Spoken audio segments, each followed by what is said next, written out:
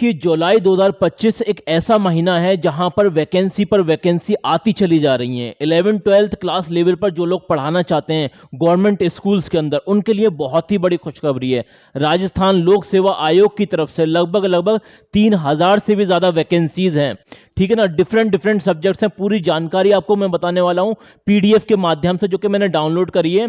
और अभी तो आप वेबसाइट जाकर खोलने की कोशिश करेंगे तो वेबसाइट क्रैश हो चुकी है, मतलब अभी खुल नहीं पा रही है। लेकिन पीडीएफ मेरे पास है, मैं आपको पूरी बात बताने वाला हूं किस तरह से कौन लोग अप्लाई कर सकते हैं, क्या एलिजिबिलिटी क्राइटेरिया, पूरी बात आपको समझ में आने वाली है। चलिए शुरू करते हैं। देखिए वैसे तो आपको ये जानकारी मिल गई होगी कि 3225, जी हाँ 3225 जीआईसी इंटर कॉलेज जो प्रवक्ता होते हैं उनकी वैकेंसी निकली है। मतलब पीजीटी लेवल पर आपको अपने सब्जेक्ट्स पढ़ाने का मौका मिल रहा है, वो भी गवर्नमेंट स्कूल्स में।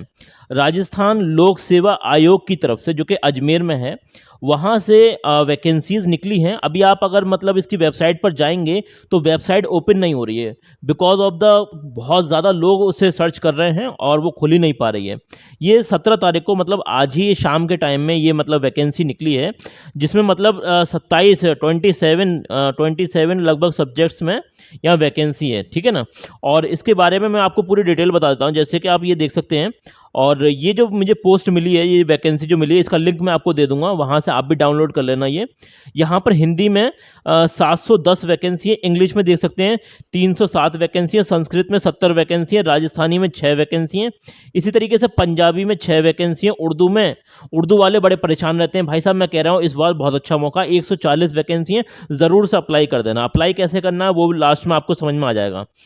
हिस्ट्री में 170 वैकेंसी हैं, इसी तरीके से यहाँ पर पॉलिटिकल साइंस में 350 वैकेंसी हैं, ज्योग्राफी में 270 वैकेंसी हैं। कुछ पॉइंट्स ऐसे हैं मैं आपको बताने वाला हूं, अगर आप वीडियो पूरी देखेंगे तो आपको समझ में आ जाएगा क्या आपको यहाँ पर अप्लाई करना भी चाहिए या फिर नहीं करना चाहिए, इसकी प्रिपरेशन करनी चाहिए या फिर ना करनी चाहिए, या मैं आपको क्लियर कर दूंगा। ठीक है ना, तो इकोनॉमिक्स में यहाँ पर आप देख सकते हैं 34 वैकेंसी हैं, सोशियोलॉजी में 22 वैकेंसी है, पब्लिक एडमिनिस्ट्रेशन में 2 वैकेंसी हैं, होम साइंस में 70 वैकेंसी हैं, इसी तरीके से आगे देख सकते हैं केमिस्ट्री के अंदर 177 हैं, फिजिक्स में 94 वैकेंसी है, मैथ में 14 वैकेंसी है, बायोलॉजी में 85 वैकेंसी हैं, कॉमर्स में देख सकते हैं यहाँ पर 430 वैकेंसी हैं, ड्राइंग में 180 वैकेंसी हैं, म्यूजिक में देख सकते हैं 7 वैकेंसी हैं, फिजिकल एजुकेशन में 73 वैकेंसी हैं। इसी तरीके से यहाँ पर ये जितने भी खेल होते हैं, वॉलीबॉल, हैंडबॉल, कबड्डी वगैरह, इसके जो कोच होते हैं उनकी वैकेंसी है, ये आप देख लेना। ठीक है, तो यहाँ पर टोटल जो वैकेंसी आप देख सकते हैं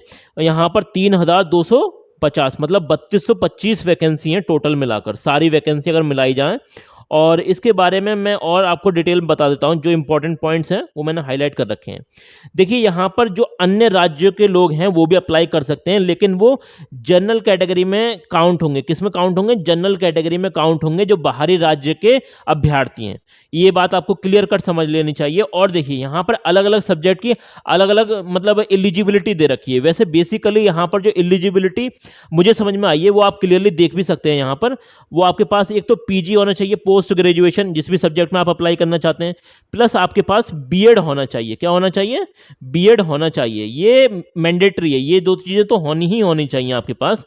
ये यहाँ पर आप देख सकते हैं। ठीक है ना, ये बेसिक यहाँ पर डिटेल है और पढ़ भी सकते हैं आप, स्क्रीनशॉट ले लें इसके।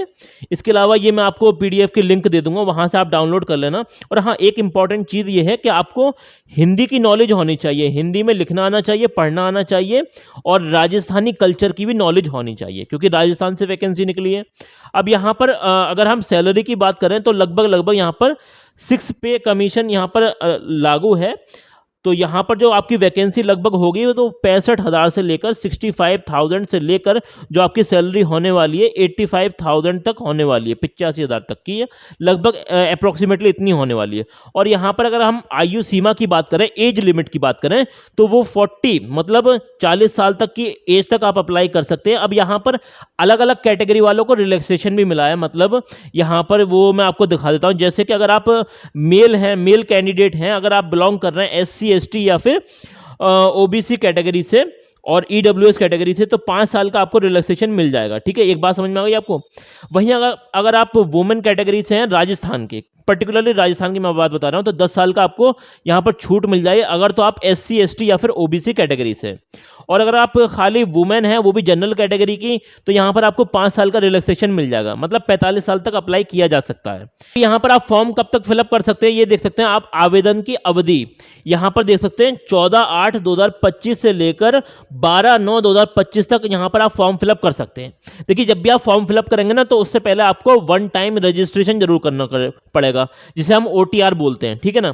अब ओटीआर जब भी आप करेंगे तो बड़े ही सावधानी से करना, क्योंकि इसमें कोई भी करेक्शन का मौका नहीं मिलता है। ठीक है ना। तो ये आप यहां पर देख लेना, और अधिक जानकारी के लिए ये जो मैंने हाइलाइट्स कर रखे हैं इन्हें पढ़ लेना। देखिए, यहाँ पर अगर हम फीस की बात करें कि ये फॉर्म भरने की कितनी फीस होगी, तो यहाँ पर जनरल कैटेगरी की अगर हम बात करें तो 600 रुपये फीस है। इसके अलावा जो भी बचते हैं उनके लिए 400 रुपये की फीस है। ठीक है ना।